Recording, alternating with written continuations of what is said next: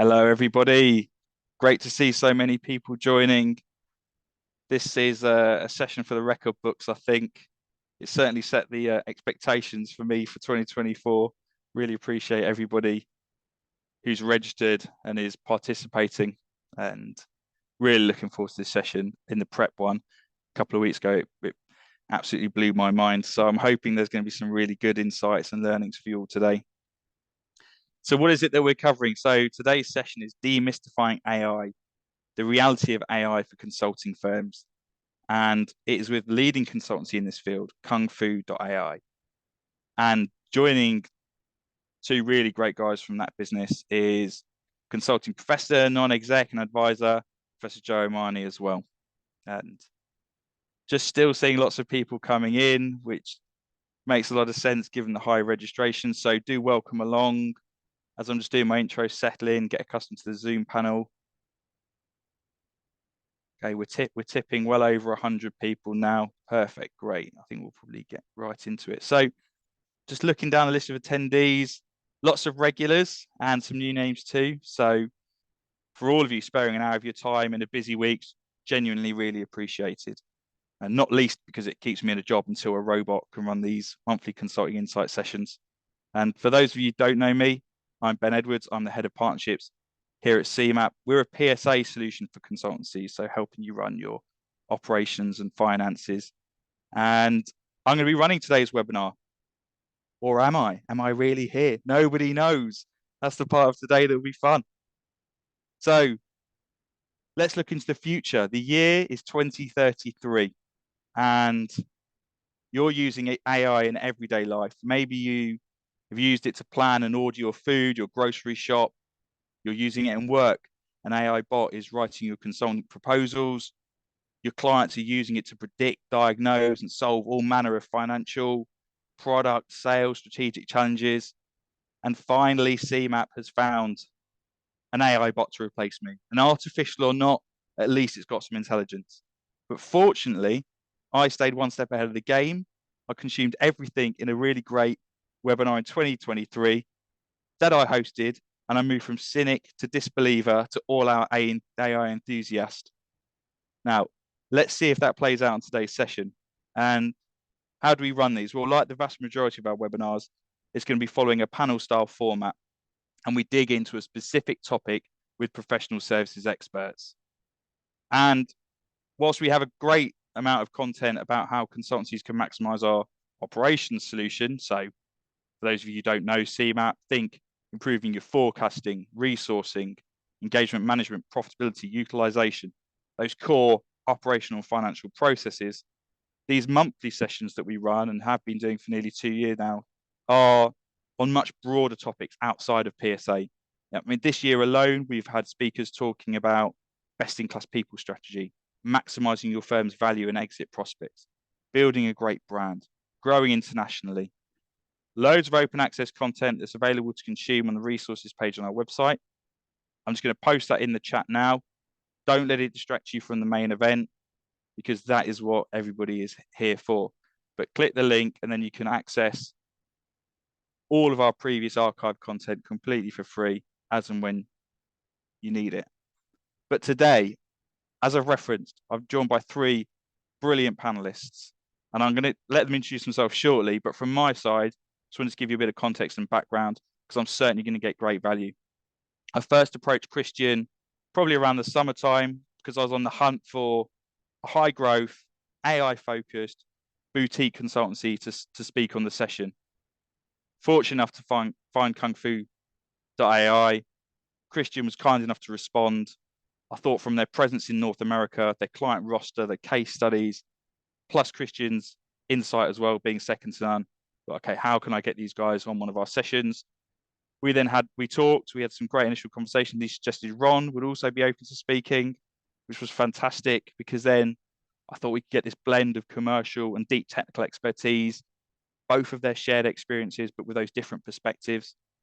And then whenever we do like a transatlantic session, it's always brings about different and interesting takes. So that's why I thought, representing the UK, have to have Professor Joe O'Mahony on as well. And Joe, for months now, has been very vocal on AI. And just this week, I saw on LinkedIn that he's built a pretty impressive AI tool already. And bringing to that, he's also got industry and academic expertise. So between the three of them, it's going to be an absolute wealth. I'm going to be keeping quiet for the most of the time, hopefully, anyway, and just letting these guys share all of their stories with you. 3 quick housekeeping elements. First off, we've got 55 minutes. The format's the panelists introduce themselves, go into the topic. We're going to start high level. So what actually is AI, considering the impact of AI, both in the broader market and to consultancies. Then we're going to see what businesses are doing now, and then looking at the future opportunities.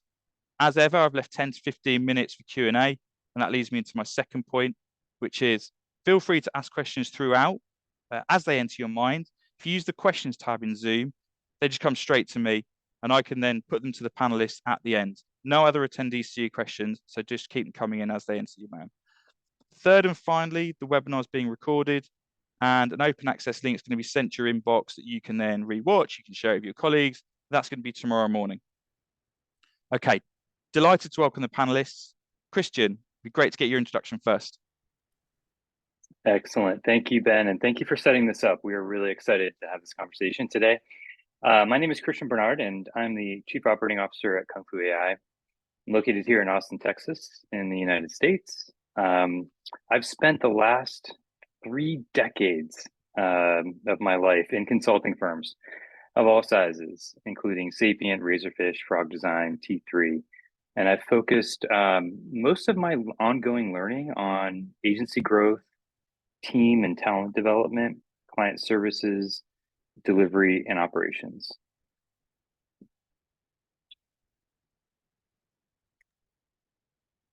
And I'll pass it to Ron. Very good. Thank you, Christian. Thanks, Christian. Hi, everybody. I'm Ron Green. I am one of the co-founders and the CTO at KUNGFU.AI. Like Christian, I have about 3 decades in the tech industry.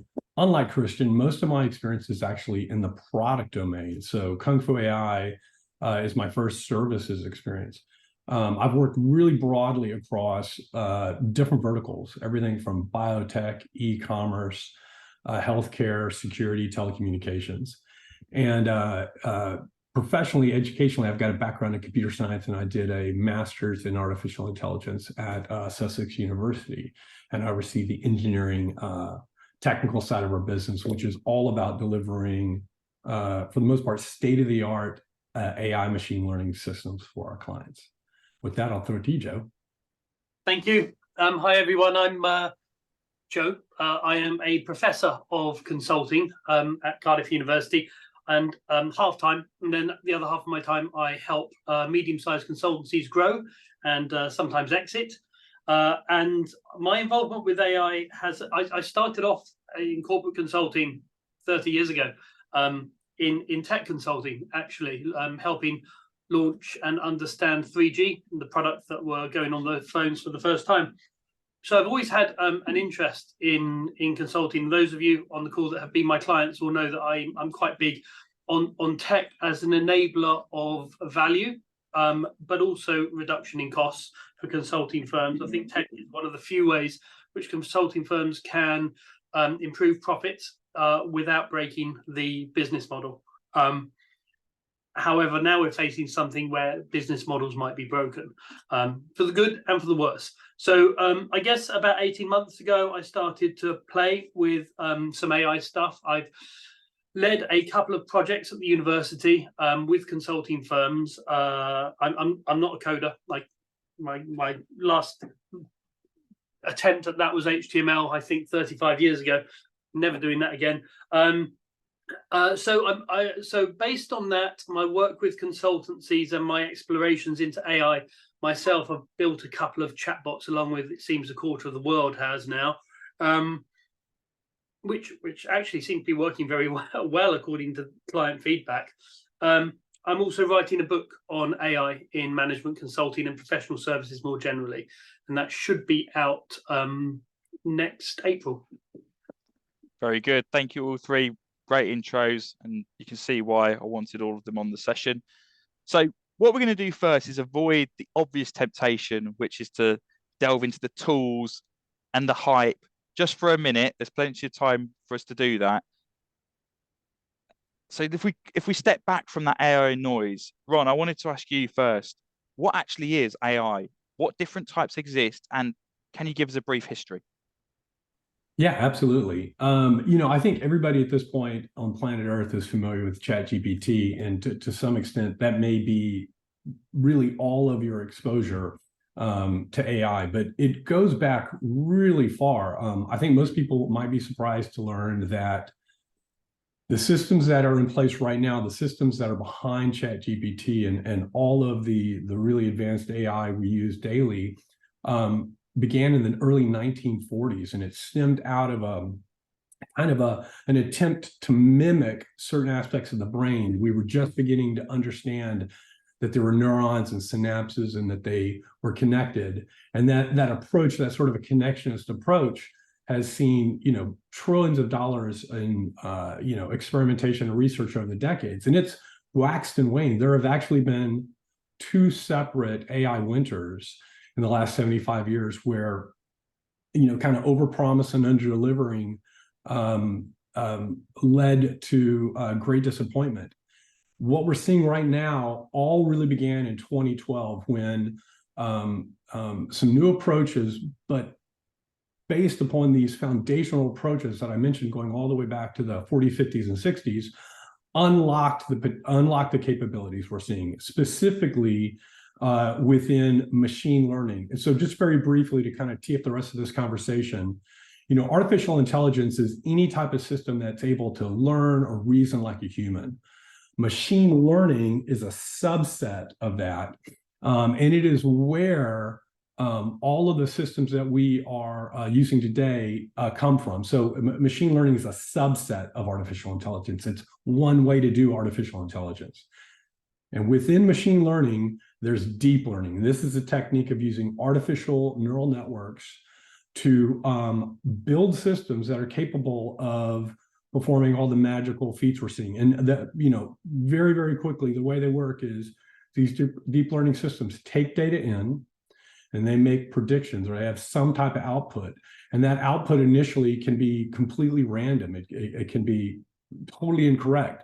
But we correct the model. We say, no, that's the wrong answer. It should be this. And it literally, through repetition, not only learns to answer the questions that it's shown, but it learns to generalize. And so then it can answer or make predictions on data it's never even seen before. And that's the basis of what we're dealing with right now.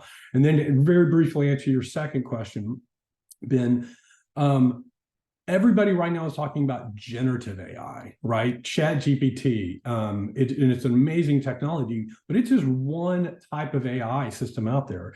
There are predictive systems where you can use them to predict sales trends, or there are recommendation engines where you can make content or product recommendations to people. There's time series forecasting. Just yesterday, it was announced that DeepMind set a new high mark on weather prediction. There are descriptive AI as basically using AI to understand data. There are diagnostic AI trying to understand clinical health data, on and on and on. So the point there is ChatGPT is the tip of the iceberg. There is so much more happening in the world. Fascinating stuff already, I've got to be honest. And do you feel like at some point they're all going to come together, or some of these other types of AI are going to be propelled in the same way that generative AI has through ChatGPT? I do think so. I think one of the big trends that's happening right now already is that multimodal modeling is becoming a thing. In fact, if you're using ChatGPT, you may have even noticed it recently. You can have ChatGPT generate images. You can say, create an image, provide a very long description. It can be almost a paragraph worth, and it will generate an image on the fly. And it can work in reverse. You can actually upload documents, whether they're PDFs or images or other types of unstructured data, and it can understand it and interact with it. So I think this sort of move towards multimodal modeling is one of the big trends we're going to see over the next couple of years. Perfect. And also with the way that the technology is developing, you say that we're sort of scratching the surface. It's the tip of the iceberg. You've obviously been all consumed in this. All three of you have got deeper expertise than most of us who have just become really aware of it this year. How much is already out there? What? Yeah, probably a lot more than most people realize. I've been building AI-based systems since the fall of 1992, and at that time, I remember thinking, "Oh, I was an undergrad. And I remember thinking, oh, I'm too late. I think they've got this all figured out." And now it's 2023, and I am not exaggerating when I say we are at day one. There are simple experiments that we have not even had time to try, and new approaches. And I think the velocity is only picking up, and the types of techniques that we're going to see will just explode. I don't think anybody actually knows in detail what we're going to see over the next 10 years.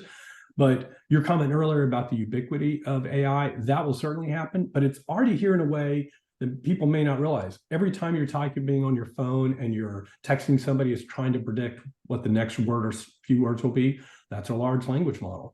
When you're doing, voice to text, when you're identifying people and images on your phone or your computer, on and on and on, all of that is based upon machine learning, deep learning systems.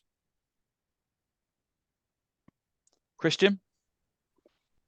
Ron, yeah, thanks, Ben. From a market perspective, we're in a bit of a hype cycle, right? And AI is exploding. Yeah, I can't open up a newspaper or look online without everyone's covering AI.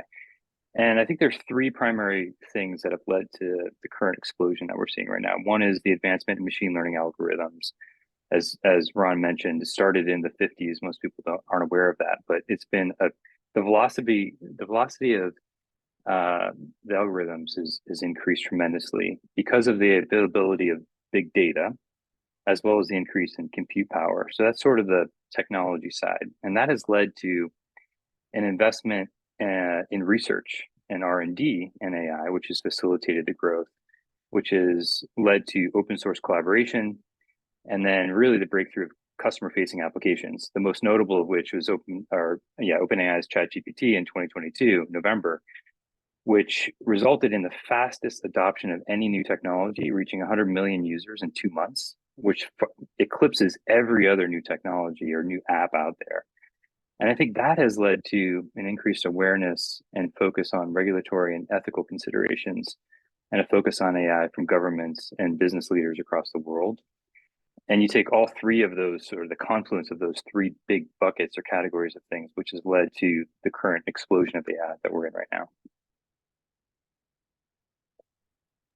One for all three of you is, there are going to be lots of cynics around it, because every year there's another thing that comes about, blockchain, metaverse, you name it. And people will put AI in that bucket without going beyond that surface level discovery that you really need to do. So why do you think AI is going to be so impactful? Ben, shall I go first? Please do, Joe. It's already been incredibly impactful, and it's improving its capability at an exponential rate. So what Ron rightly said about multimodal capabilities means that some of the LLMs are being trained not just on the past data that they have accumulated through Reddit and various other sources, but they're learning exponentially through the new data that's being fed into them, but also visually, textually, through images, through sound, and all the rest of it. And all of this is a form of text, and this improves their capability at an exponential rate. So that's the first thing. The second thing is what they have already done. So in terms, for example, of diagnoses of just general diagnoses now, 6 months ago, it was, they could beat doctors at cancer spotting from scans. Now it can beat most doctors, not only in terms of their general diagnosis of an illness, but also the LLMs score higher in empathy. than your average doctor does. Now, that was a UK study, and we've got the NHS here, so perhaps that's a reflection on the state of the NHS rather than anything else.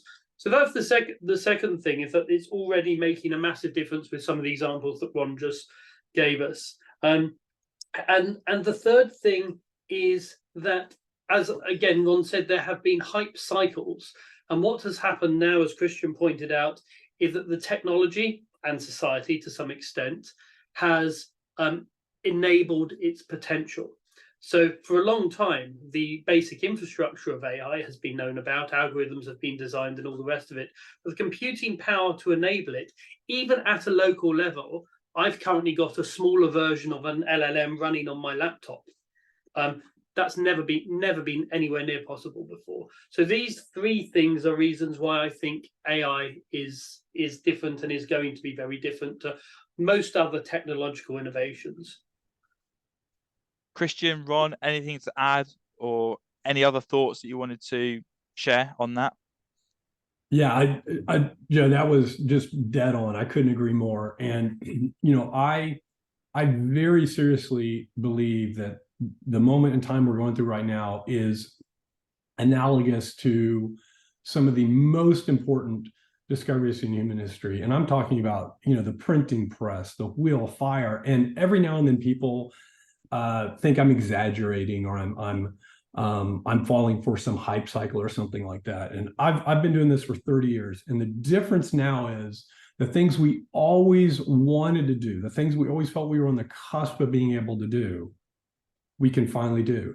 We can understand text and speech and vision and language, not only at a human level, but increasingly at a superhuman level. There are models that now can translate spoken text between any of 100 different languages in real time. And the reason this is going to be so impactful is, like Joe said, it's exponential. When we discovered the wheel or fire, those technologies weren't able to build on top of themselves the way AI can. AI systems will be the basis for building more powerful AI systems, and it will literally unlock entire new vistas. I mean, it's very difficult to predict exactly where we'll be even in 10 years because of the pace of acceleration. Great high-level scene setting, like the context that's provided for me and hopefully for the audience as well is really fantastic. So let's go down a level now. Let's dig into it a little bit more. So Christian, if you can lead the response to this, would be really great. What does AI mean to businesses, and particularly with the C-suite and the boards that you're constantly talking to? Yeah, this is a recent survey said that 77% of companies have started using or at least exploring AI, but most are still in early stages of adoption. And one reason for that is companies don't actually know how to use AI. We see that about a third of companies are exploring AI just to keep up with current trends. Another third are trying to keep up with competitors, and the rest are really exploring how AI can drive real business value. And for those that are, know how to use AI for driving business value, there are tangible results there, which is what we focus on as a management consulting and engineering firm focused exclusively on AI. And we help them do things like improve existing products or develop new products, cost reductions, revenue enhancements, increasing valuations. But on the human side, from our clients, we get a lot of inbound interest. So there's a lot of curiosity, and that curiosity is complemented with a heavy dose of skepticism. So our job is to uncover and educate clients on the possibility of ROI with AI. So everything that we do is rooted in tangible development of models that can deliver measurable ROI. And then really the need to deliver user-centered AI that isn't just for AI's sake, that is ethically and responsibly developed. So we can put those models into production and ensure that they're ultimately adopted for good use. There's definitely a few. We found, yeah, go ahead. No, you continue. Regarding the board, and because of all of the hype that we're in, we believe that every board of directors is asking every CEO what their AI strategy is, and they're asking questions like, how do I keep up with the pace of adoption, advancements in technology? How do I prevent our company from falling behind in those advancements? How do I get ahead of my competition, and where do I start? And a lot of clients come to us with an AI strategy or vision, but most of those business leaders haven't really contemplated, the infrastructure needs, the policies, the talent, the culture, the change management, or data required to actually implement their AI strategy. And that's where we come in to help them. Yeah, there is a lot there, isn't there? Particularly when you talk about that last bit about you can come in with an AI strategy, which is probably going to be focused on driving revenue or cutting cost, but then you've got all those other considerations that you need to make. Has this year in ChatGPT meant that even at board level, even with C-suite, the generative stuff is what they're fixated on initially? Or actually at that level, is there a broader awareness? I'll give my take on it. I'd love to hear Ron's as well. Starting, I'd say at the beginning of the fiscal year, I met with several prospects, potential new clients. And before we even started the conversation, they asked, is ChatGPT in your proposal? Which, quite honestly, threw us for a bit of a loop, because coming from, like Ron said, KUNGFU.AI was founded as a AI consultancy almost 6 years ago. And starting in November of 22, ChatGPT drew a lot of awareness, which is great, and a lot of the power of LLMs was exposed to the general public, which is great. But really, I think OpenAI is a great technology company as an example, but they're not a solutions provider. And where the rubber really meets the road when we talk to our clients is an LLM like ChatGPT or one of the other 150 LLMs that are now out there, probably more, can serve a purpose, but we try to pivot that conversation in what is the right problem, what's the problem you're trying to solve, and what is the right solution or combination of solutions that you need in order to solve that problem. And ChatGPT, as an example, might not be the best answer. Joe, Ron, feel free to jump in as well. Totally agree with what Christian said, and it's been interesting. A couple points. One is, we've been doing this for a long time, so we were mostly working with early adopters. This year has been very different. Everybody is beginning to at least want to plan around having some type of AI roadmap. On the ChatGPT side, the generative side, right? In the generative world, the idea is that these are models that are capable of producing wholly new content. It can be variations on things that's seen before, or things that are completely, made of whole cloth.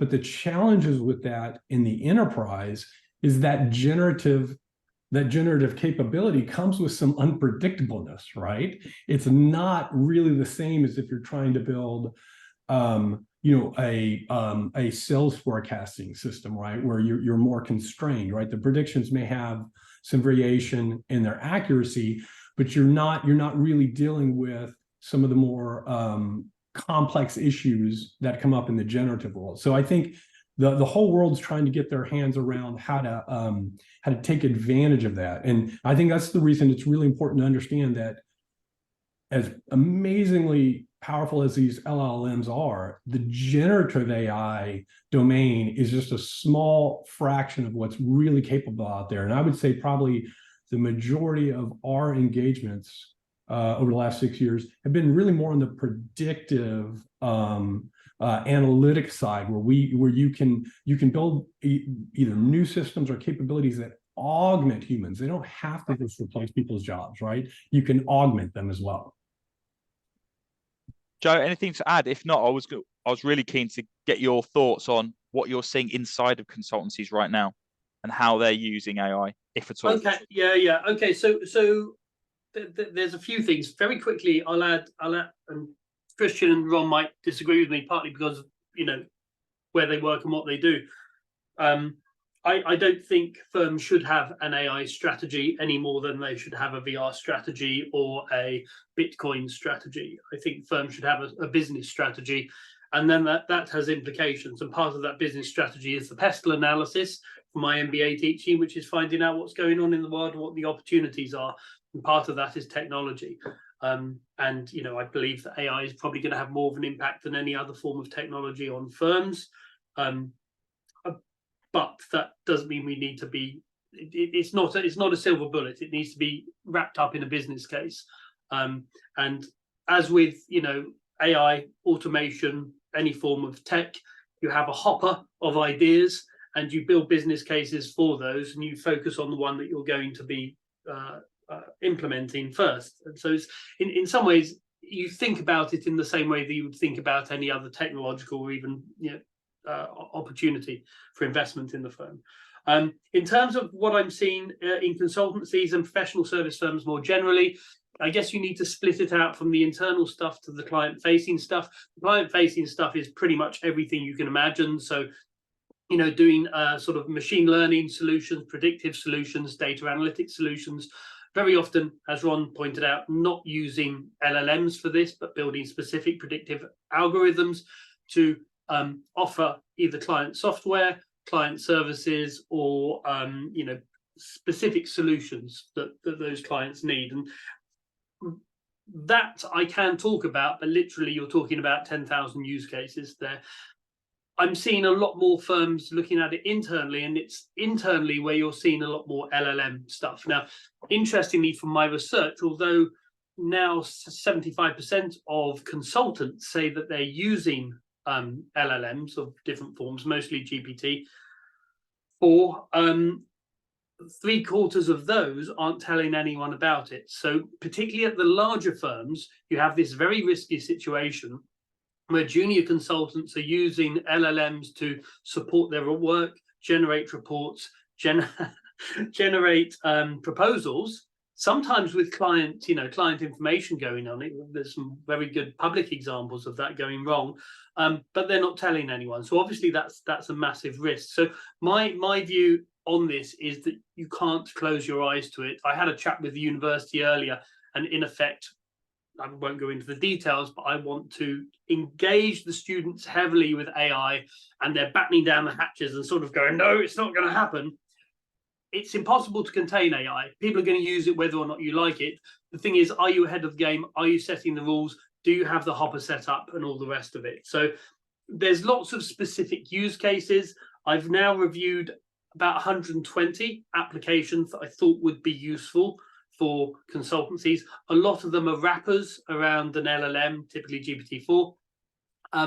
I'd say half of them aren't fit for purpose. They will be in a couple of years' time. In fact, GPT will be running them in a couple of years' time because that's their business model, it seems. But half of them are pretty good, and I'd say 20% of them are excellent. And I'm more than happy to talk about some of those examples. But I've created, just an example, I created a chatbot based around GPT-4. It was one of the GPT ones you can build yourself. I trained it up on some of my writing on proposals and gave it a couple of very good examples of what I think are outstanding proposals. And then I gave it to 30 of my clients and said, trial it. And within the day, I had really, and these are people who don't, these are owners of boutique consulting firms. They don't, say things nicely unless it's true. Had some really, really good feedback. Some person said it's like having me sitting beside them in the boardroom going through a proposal. Someone else said it provided 10 insights that they hadn't thought of. So there's a huge amount of value that can be offered here. The consequences of that we could debate for a month or so. But I'm seeing a mixed bag of stuff. But the important thing about LLMs, they've been around for a while, but in terms of public use of them, they've only been around for a year. And I have never seen anything create that amount of change that quickly, because the cost of distribution is zero. Ron earlier talked about, the fire or the wheel or the printing press. They had massive costs of distribution, sometimes catastrophic in the case of fire. LLMs don't. You need an internet connection and a laptop, and that's it. Joe, I know you're out there looking for these things, and Ron and Christian, by virtue of your work, you'll be immersed in it. But there will be lots of people out here going, like, where do you find that type of information? Where do you find a list of all of these things that you've then been able to sort of like see what's great, what's good? So there's some really good newsletters that I've been relying on for the last year or two for you know what the trending bots are. But now actually ChatGPT has its own store that it's started to open, and if you literally type in lists of chatbots on Google, which I did a few days ago, there's 3 or 4 sites. I'm more than happy to share them with you after the call, so you can share them with the members. And I'll also more than happy to share my own little proposal feedback bot that I've written. Amazing. Thanks, Joe. Ron, were you going to say something about where you're uncovering the latest and greatest? I was just going to make the comment that, you know, as full-time practitioners, we are actually struggling. You know, I work with a team of PhDs. We're struggling to stay on top of all the news and all the advancements.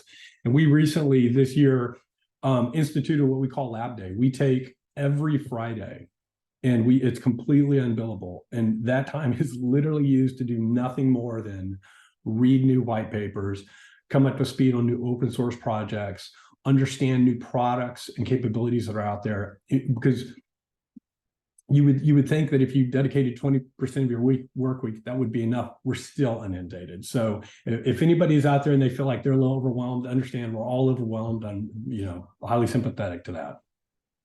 That's great. Lots of questions coming in, and it leads nicely into the next point, which is whether you have a board director or a CEO saying we need an AI strategy, or to Joe's point, AI is baked into an overall business strategy. It needs to be part of a strategy. Like, where do the people on this call start? Because it is so fast moving. They might not have the technical expertise within their organization. They probably don't have a huge amount of time. What's the best thing to just get moving on this and start that journey? Just quickly, my tuppence worth. Number 1, play with it. The UX is now pretty intuitive. Go along to a chatbot, have a play. And number 2, if you're in a boutique or if you're in a firm with more than 30 to 50 people, nominate someone, find an AI champion, or in fact, I would say AI and automation champion. I think there's a lot of opportunities for both. They're clearly very closely related, and get them to do, you know, monthly feedback sessions or quarterly feedback sessions about what they've seen, what other firms are using, and what the business cases might be. Great. Ron, Christian? I can speak to, again, being sort of on the other side of providing services to clients. How we help our clients get started are really 3 different offerings. One is a readiness assessment, and that's really a diagnostic tool to determine a company's ability to drive business value and data from artificial intelligence. We benchmark the company's organizational and technology ability. We produce a gap analysis, and we make recommendations on how they can achieve returns on AI and data investment that is in line with their business strategy. I agree with you, Joe, that we do believe in AI strategy, but it absolutely has to be incumbent upon being supportive of a business strategy. So they're definitely working together in that regard. So the first is the AI readiness assessment that we offer. The second is a what we call Art of the Possible workshop, and this is really a 1 or 2 day workshop. And we found this to be very valuable with clients. It's highly educational and inspirational. It's just a way of defining valuable machine learning use cases, again, that will support a company's business objectives and strategy, that are feasible from a technology platform and data perspective, but ultimately deliver some form of value and ROI. And then the third is a full-blown strategy engagement, which is opportunity assessment, feasibility analysis. We do a lot of proof of concept work because sometimes, just like creating a prototype on the creative side of things, creating a proof of concept is really helpful in proving out the technological feasibility, the data feasibility of a particular model. and then the output of that is a strategic roadmap. So we found that we've developed ideal client profiles, and as you can imagine, probably like everyone on this call right now, level of maturity is pretty wide, and like every other consulting firm, we need to understand where our clients are from a level of AI maturity, and whether they're coming at it from a business perspective or a technology perspective, and then meet them where they are with one of those three offerings to get started. Perfect. What do you think happens with AI, machine learning, in the short, in the mid, in the long term? And I guess a thought behind that is there anything that can stop this? Regulation, the ethical challenges around whether it can place. Love to get your thoughts on that. Just quickly on that, sorry, Ron, just quickly, this book is fantastic. It's I don't know if Ron's read it. It's by Mustafa Seliman, who was the founder of DeepMind, or one of the co-founders of DeepMind.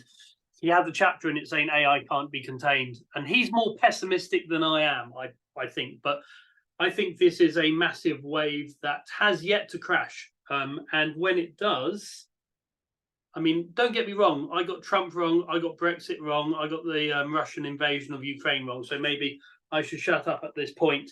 But I haven't seen anything with this amount of potential for a long time. Yeah, I share Joe's optimism here. I'm really not a pessimist.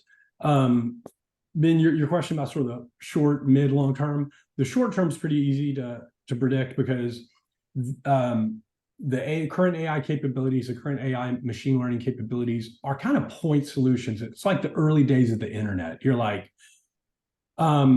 it wasn't baked into everybody's products or daily lives, but there were aspects of the internet, maybe going in and checking a website, that sort of started permeating our culture and our personal and professional lives. That's the same thing that's going to happen with machine learning and AI. The next phase, I think, is really going to be about it sort of becoming common. Right now, we're differentiating between software and AI. That's really going to fuse. It's going to be just standard course that every application you use has some AI machine learning capability. Well, why? Anything that involves speech, language, vision, hearing, in one day, taste and smell, etc. Well, of course, you would want to leverage the capabilities that AI can bring to the table on those fronts. And I'm leaving out things like reasoning and generative, et cetera. And so there'll be a blur between software and ML. It'll all just kind of be the same. The long term is much, much less easy to predict, but I'm very, very optimistic that it's going to be more of an augmentation. I don't think AI is going to so much take away jobs from people, but people using AI are going to take away jobs from people not using AI. And that's what the short term and midterm looks like. Interesting take. So when Rishi, our current PM, talks to Elon and the president of China is coming out to the States, you don't think politically, or broader than that, socially, there's going to be roadblocks put in the way that can stop this? Because there will be ethical debates and dilemmas. People already, if I'm sure you go in to see a large Inc. 500 firm, and if somebody in the mid-management gets a whiff that an AI consultancy is talking to them, they're like, okay, my job's on the line. There is a lot to consider. There is. I genuinely think something this powerful and this transformative, and something that's able to bring so much new from a capability perspective, it can't be stopped. I mean, I use the metaphor all the time that we're not there yet, but with the AI that's coming, I think in the next 10, 20 years, the idea to sort of explore the scientific space. Imagine if you could have the capabilities to have AIs doing thought experiments. If you think back to what Einstein did around relativity, right? Those were pure thought experiments that unlocked special relativity. you can imagine just the leap forwards we're going to see. And I like to use the metaphor of like, look, we've been through all of humanity, we've been in one room, and now we've opened this door to this whole new set of capabilities. And I don't think any of us would want to close that door, given the opportunities that are now before us. Joe, looked like you were going to Yeah, comment. I've already seen swathes of occupations disappear. There are no more transcribers. The university used to spend 3 million a year on transcribers. They, up until 2 years ago, then Otter came out. Then it achieves 97% accuracy, which is pretty much what a transcriber would achieve. Now Whisper and others will achieve 99 to 100% accuracy in any language, live, and it will take seconds. So I don't have any doubt that there are going to be whole occupations that disappear. Politically, whether that has an impact or not, and whether the trade unions kick up a fuss or not, I don't know. But I do think it's going to transform things faster than we think. I noticed there was a question on use cases within consultancies, and I'm happy to talk around that when the time comes, or it's related. And I think it's also going to happen to marketing. The AI that's out there now. So what's happening now? Sorry, just to go on about this. What's happening now with generative AI is that it's very task-based. So if I just quickly, I'm sure you won't mind, if I just quickly share this screen, just in terms of business development for professional service firms, I broke down the steps that each that are in the business development process, and I'm more than happy to share this slide with everyone. And beside each sub-step, I put a piece of AI or a piece of automation that either makes the task faster, cheaper, or better. And every step of that. Now, at the moment, that's what's happening. Everything is task-based. And that means it doesn't work too well with whole business cases. In a few years, maybe even 1 year, agents are going to be able to link those steps up. So instead of saying, oh, I'm selling to Ben, I wonder what his personality type is, oh, AI can tell me, I can just say, create me a script which maximizes the chance of Ben buying X from me, so that when we're on the phone, and the AI will set up the phone call, and in effect, and it may even be an avatar doing this, but I doubt it when it comes to sales, that I've got a script in front of me that is perfectly aligned to your personality, your hotspots, your company needs, and all the rest of it. So it's that joining together that hasn't happened yet. And when that does happen, that's when the wave breaks, in my view. Really interesting. Very conscious of time. So we're still, but it's all good. Like, really great stuff. I just want to invite the opportunity for people to start asking questions now. So if you've got any, we've had lots come in, and Joe, you've responded to them already. There's some that are still outstanding. So feel free to start asking some questions. Whilst we'll do that, I'll just bring up my screen, and then, okay. Here we go, some questions. So one's come in. What are the thoughts on energy consumption and data center architecture locations being a hindrance?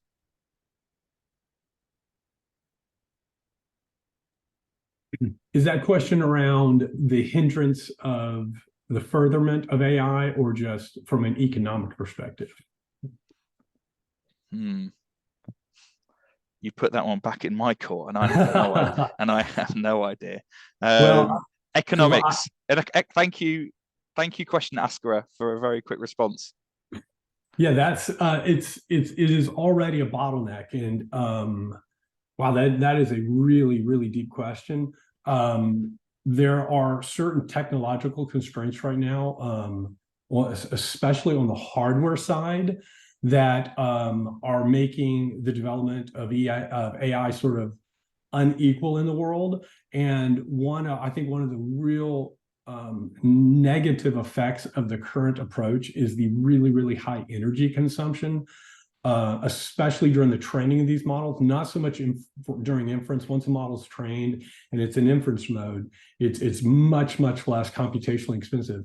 But economically, the cost of building, like, let's say, a large language model, it's so expensive right now. It's estimated that it was at least $20 million to build the GPT-3 that the ChatGPT initially was based upon. So it precludes it from, most companies even taking a step into that. The good news is there's enough competition there that large language models are increasingly being open sourced. And so like Joe said, he's running one on his laptop, and you can't run a ChatGPT level model like that, but you can run quantized models. So it's early days. I think we'll get a lot better at this, but there are some real energy and hardware challenges at this point.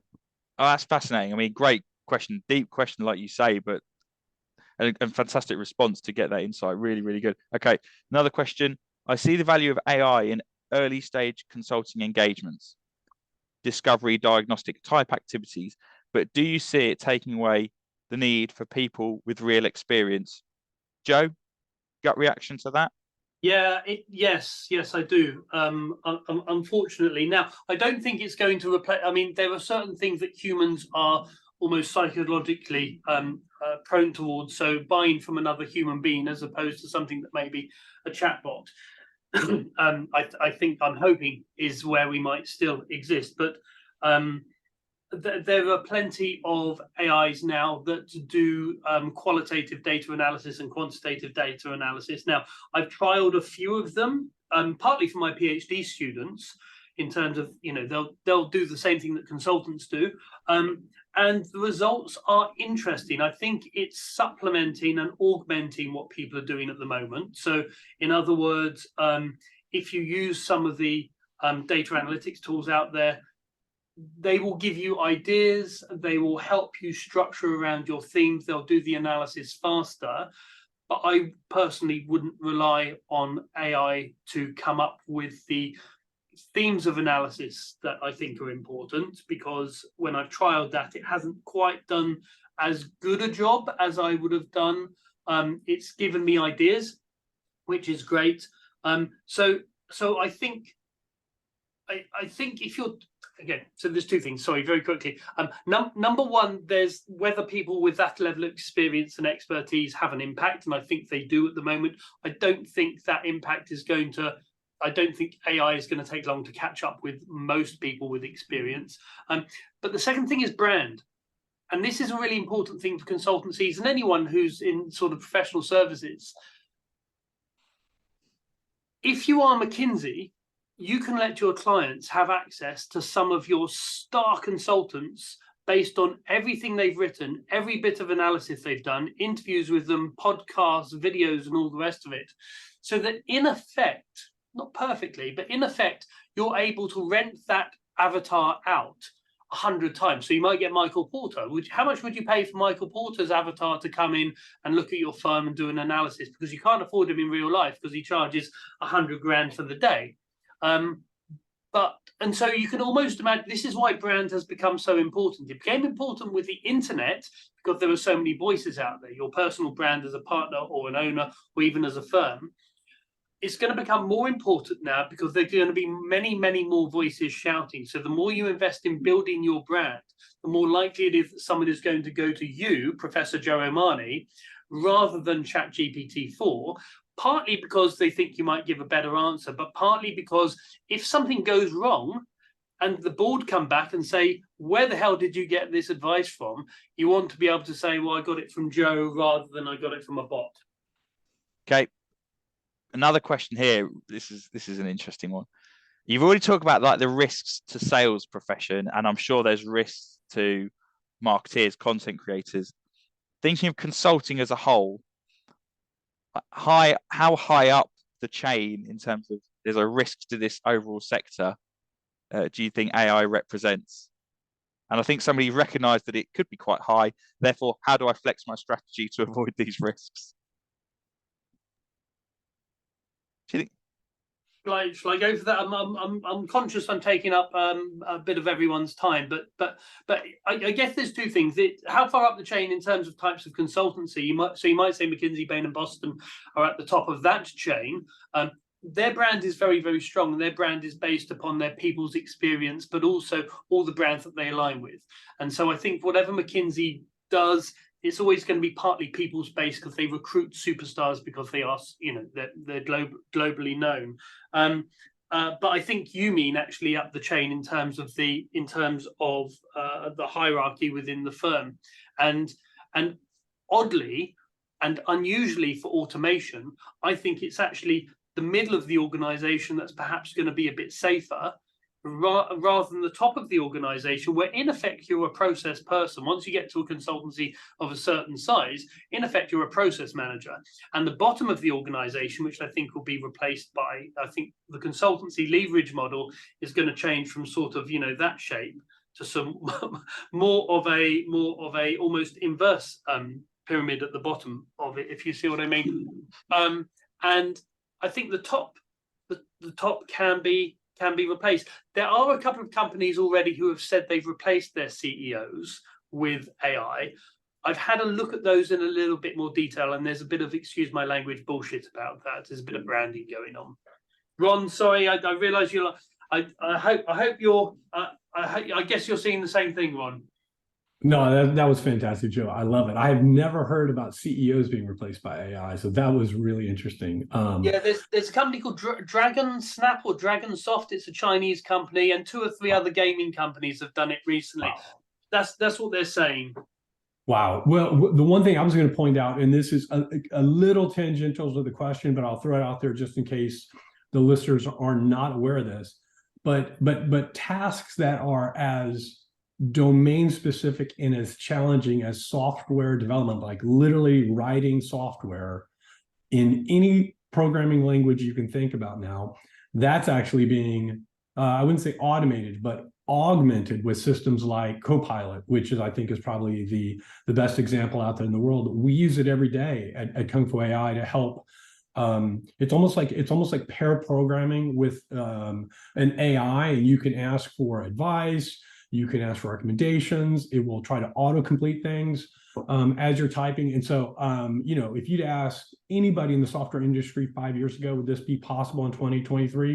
I don't know if anybody had taken that bet. And now it's a daily reality. And that's an example of, again, you know, sort of the augmentation I think we're going to see in the short midterm. Just because of time, and for no other reason than that, because we've got 2 to 3 minutes left, I want to make sure that everybody has got the opportunity to connect with you all, knows where to go from a ongoing comms perspective. And also for us, this slide's in here. Just a quick one. Marketing will thank me, managed to squeeze it in. We've got 2 quick sessions coming up in the next few weeks. I won't go too deep on them. One's around project finances, forecasting. The next is with the CEO of Project One, who are like 30 million turnover, 120 staff, market leading consultancy. Joe probably knows their CEO, James O'Sullivan. And then thanks to the guys, but these are the links that you need. So go to KUNGFU.AI, go to Joe's website as well. If you feel like it, why not visit ours at the same point in time? So people will be dropping off any second. So I just wanted to have those in there. In the chat is the links to those other webinars that I talked about. Guys, do you mind staying? Because we've got loads of questions. Could we stay on for a few more minutes and just answer them, and then people can just drop off as they go? Okay, great. Okay. So how do you go from a mindset of fear to a mindset of resilience when it comes to AI? It seems that innovation pace is extremely fast. And while you consider that, I'll also just say thanks to everybody who does have to drop off and can't stick with us. Really appreciate your time. Loads of great questions, and hopefully see you all on the next one in a couple of weeks' time. Okay, Joe? Just like, you know, we're facing, you know, we've got nuclear weapons, we've got Russia invading Ukraine, we've got global warming, the economy's crap, we've got AI threatening to take over the world.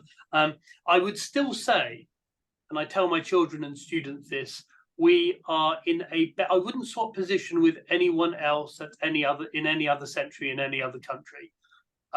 So, you know, if I studied history as an undergraduate, if you want something to worry about, you know, read about what the 18th century Russians, Ukrainians, or the South Americans were facing before the Spanish arrived. And, you know, any other period of history has always had its challenges and opportunities. I think AI is one of ours. That took an unexpected twist in 18th century history, but I'm here for it. Go on, Ron. No, I love it. I deeply agree with that perspective.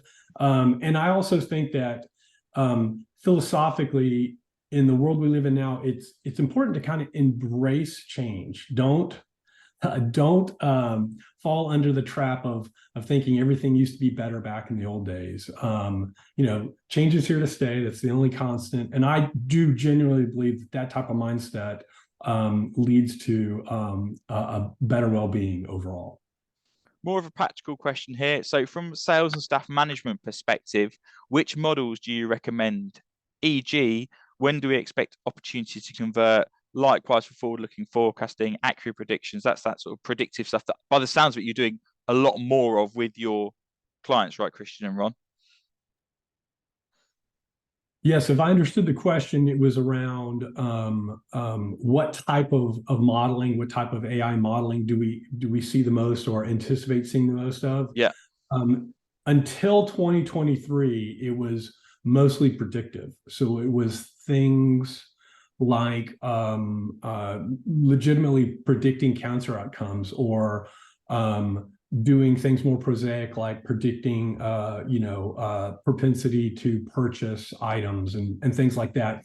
And I think that I think all of that is going to stay and grow because the vast majority of companies on the planet haven't even begun to take their first steps into the use of machine learning and AI. So I think there's a lot of really low-hanging fruit in those domains. And the more exotic AI that you're seeing, it will be slower on the uptake. So I would add one more thing too, which is I would encourage everybody out there to encourage their clients, don't just adopt AI to adopt AI, right? Make sure you have, like Christian and Joe said, a business plan behind that in hard ROI. There are so many opportunities right now in every company we talk to for meaningful, effective AI utilizations. Don't go for something just because you think you need to do the hottest, sexiest thing. Focus on the business and you'll get a good return. You've touched on some of the tools that you're using internally within the business, and Joe's touched on some tools that consultancies should be looking at and exploring. There's a lot of questions about, are there any other tools or practical use cases specifically for consultancies? And I'll just quickly mention one while you think of some others. I was talking to a 5-staff UK boutique consultancy the other day, and they have created AI's turned my lights out. It knows it's the end of that's mad. It's completely going black in here. Anyway, so they were saying that they've created a junior analyst using AI that essentially has replaced like somebody who was on a 30, or not replaced, but they can use them and it would be the equivalent of somebody they'd be paying 25, 30K a year. So there are even small boutiques out there creating solutions that they can then use within their delivery, within some of the prep work. I'm sure that's just scratching the surface. Oh my word! What? What? Well, as you figured that out, Ben, I don't know what's happening there. There is a consultancy that trained an LLM on basically their knowledge store. So all of their case studies, all of their white papers, which has increased the relevancy and the time to access all past work. So you think about onboarding a new consultant into your firm, and you can ask a question about show me all of the projects where we've used computer vision to analyze mammography to predict the likelihood of breast cancer. And everything that was ever created will be populated with cited sources, including the people that created that content. So I think we'll see more and more of that, just becoming really efficient in managing the IP and the knowledge capital that we have within consultancies, which is really our bread and butter, right? So it's one of our most valuable assets that we have. Yeah, could you mind if I build on that quickly, Ben? Yeah, please do. So, I'm not gonna take the office hint that I should take the hint. Yeah. So at the moment, as I said, it's worth thinking about things at almost the task level in terms of augmenting what your humans are doing. So, for example, if you look at the processes, go back to business process reengineering, back in the 90s, and early 2000s, and sort of look at each task that is done and think, well, how can automation or AI or anything else help at this stage? I'd say that was the first thing. The thing I'm seeing a lot of in terms of use cases is exactly as Christian said, sort of, bots that have been trained on data. However, my experience with this indicates, and Ron's obviously much more technically expert and business expert than me on this, but with the bots at the moment, what I'm seeing is that the more specific the use case, the better at this stage. So, for example, my bot on proposal feedback works very well for proposal feedback. Even if you've got other stuff in there, it doesn't do too well on other things. So if I was a CEO of a firm, I would perhaps have one on proposal feedback. I'd have one for the common questions that consultants bother senior people with and distract them from their time. I'd have one for the onboarding process in terms of getting your documents up and training that up. So I would think about specific voices within the firm. Where is time used? You basically want to be using generative AI in situations where, number one, it's expensive or slow to do a task or it's time consuming. And number two, where the impact of a small error isn't going to be catastrophic. So ideally where things can be checked easily or where the risk is low. Very good. We're coming to the end of the questions. So thanks to everybody who's stuck with us, which is, by the way, a really large number. So what I would say is if you've got a final question, feel free to ask it now, and then I'll probably close in the next few minutes. But so here's a question I haven't answered. Christian, I think this one might be quite good for you. Other than things such as the AI readiness assessments, which I think you were talking about that you do, or the art of the possible, what other services around AI do you think board, senior leadership would value engaging with a management consultancy firm on in this space? And then they put in brackets, or should I just chuck GPT? We'll definitely do that. That's what we do. No, I think and our like most of yours service offering evolves, right, over time with new technology advancement, with where our clients are. But really for us, the readiness assessment, the strategy engagement, art of the possible workshop are our three go-to.